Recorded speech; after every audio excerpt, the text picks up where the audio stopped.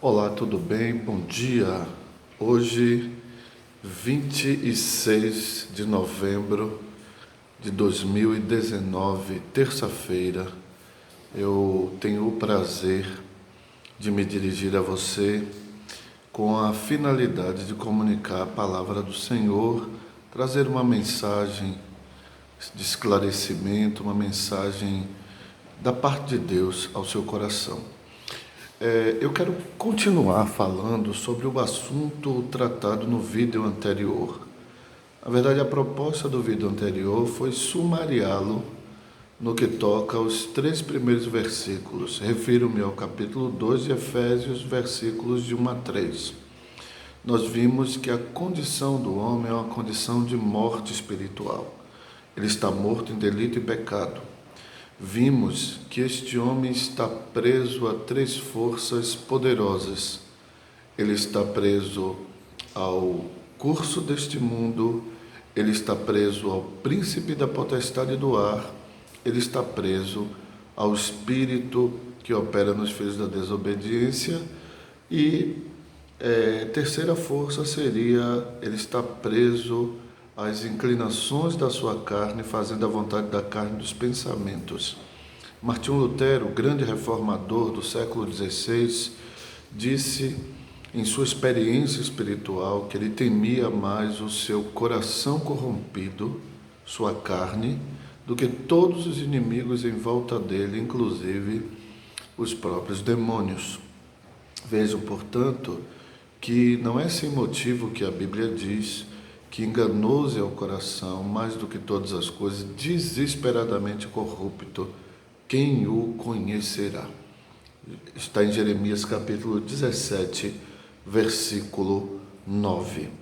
Hoje, então, eu quero ir esmiuçando essas 3 forças, esses 3 tentáculos, essas 3 cordas que prendem o homem morto, no sentido de impossibilitá-lo ainda mais de ir na direção de Deus.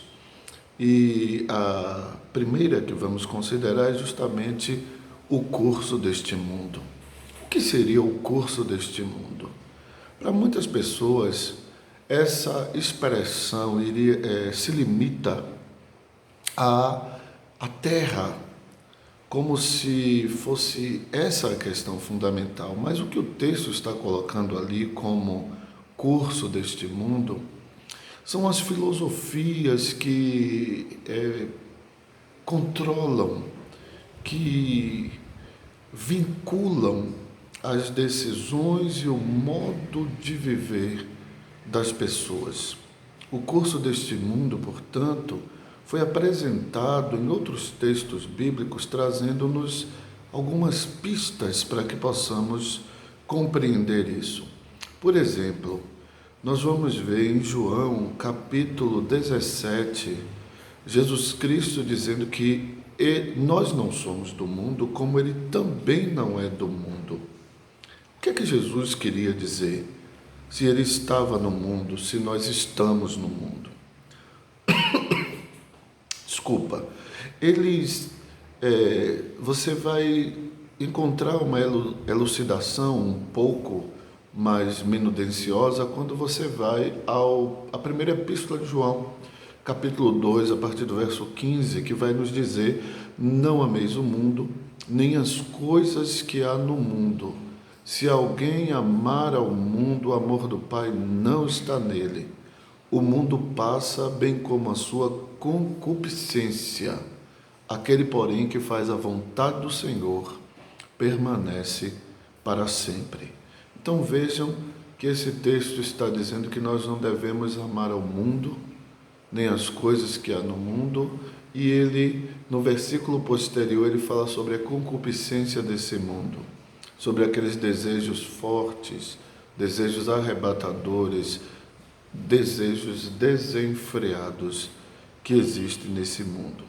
Então, o que o texto está dizendo ali, em Efésios 2, é que as pessoas, elas são vinculadas, elas são formatadas, elas são direcionadas pelo mundo tal qual uma torrente poderosa de água que não pede licença para passar e que leva consigo, que arrasta consigo todas as coisas à sua frente. Pois bem, o que seria, portanto, o curso deste mundo? Seriam essas filosofias que orbitam e que controlam e que conduzem a vida das pessoas. Nós vamos olhar para o mundo e vamos ver essas concepções em diversos lugares. Por exemplo, a, a centralidade da vida. Em que consiste a vida? Para o nosso mundo, a vida consiste na obtenção de prazeres e, para tanto, não importa quais são os meios utilizados, nem os prazeres compulsados. É a chamada filosofia hedonista que pressupõe, que preconiza que os prazeres são o fim objetivo da vida.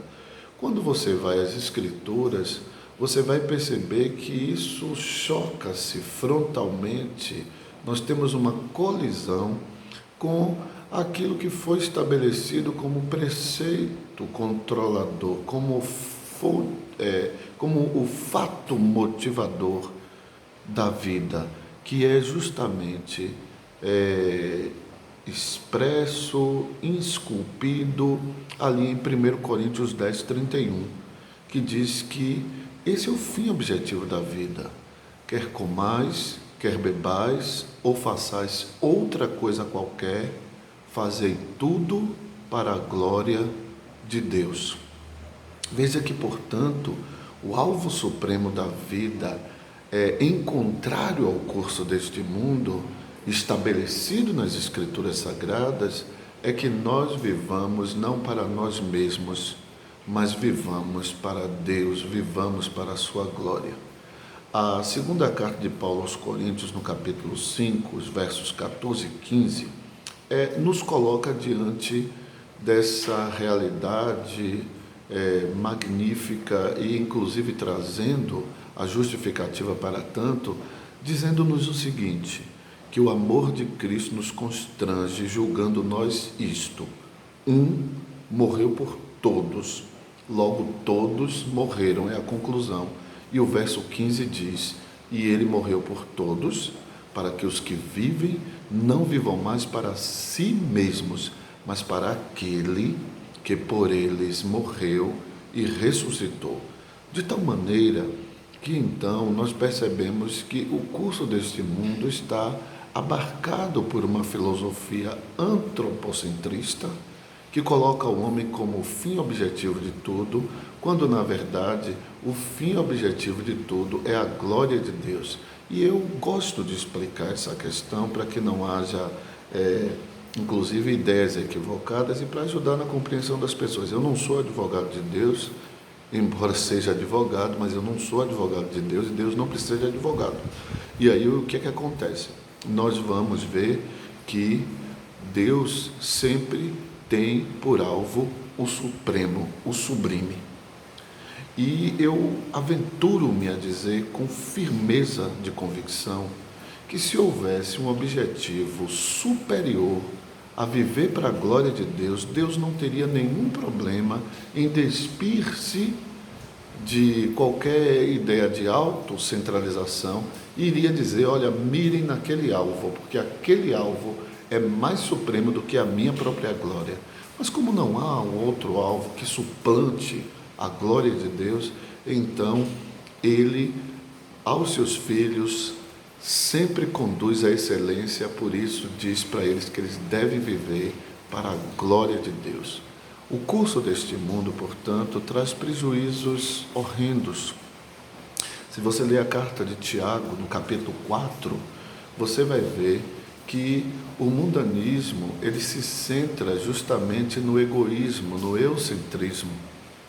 O texto pergunta e responde: de onde vêm as guerras e contendas que há entre vós? De onde, senão dos prazeres que militam na vossa carne? De maneira que, então, o que nós percebemos é justamente essa realidade. O curso deste mundo é um engodo, é um engano, e é o estabelecimento de um alvo pífio, rasteiro, quando comparado ao alvo sublime da vida, que é viver para a glória de Deus. Veja que Deus, no ato de nos redimir, Ele não hesitou na pessoa do seu Filho despojar-se da sua glória, esvaziar-se dela, assumir a figura humana e, reconhecido em figura humana, humilhar-se à morte mais abjeta, mais hedionda, tomando sobre si mesmo as nossas maldições, para que então pudesse alcançar para cada um daqueles que creem eterna salvação. A Bíblia diz que ele se fez maldito para que nós fôssemos abençoados. Está em Gálatas 3,13. Diz a palavra de Deus que Cristo se fez maldição em nosso lugar, como está escrito: maldito aquele que for pendurado no madeiro. Ora, queridos, em resumo, podemos dizer que o curso desse mundo está eivado, está repleto de concepções que fazem com que o homem usurpe o lugar de Deus, colocando-se no lugar central em suas diversas filosofias, concepções, conduzindo os homens a imaginar que os prazeres são o fim objetivo da vida e, ao final, privá-lo do prazer dos prazeres, que é a glória celestial. Lembrem-se disso. Quem lança-se a prazeres em detrimento da glória de Deus na eternidade, consciente estará que foi um tolo, pois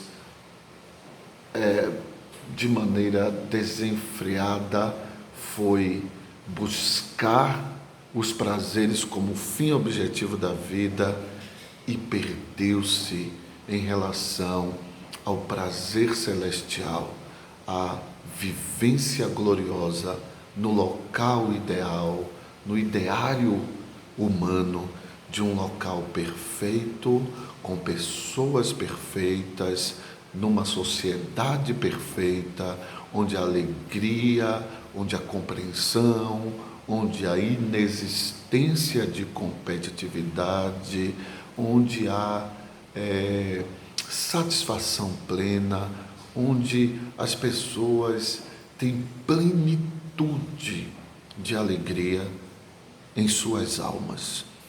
Muitas pessoas, infelizmente, constatarão, para seu próprio prejuízo, na eternidade onde conscientes estarão, que fizeram a opção mais tola quando preferiram buscar os prazeres em detrimento de Deus.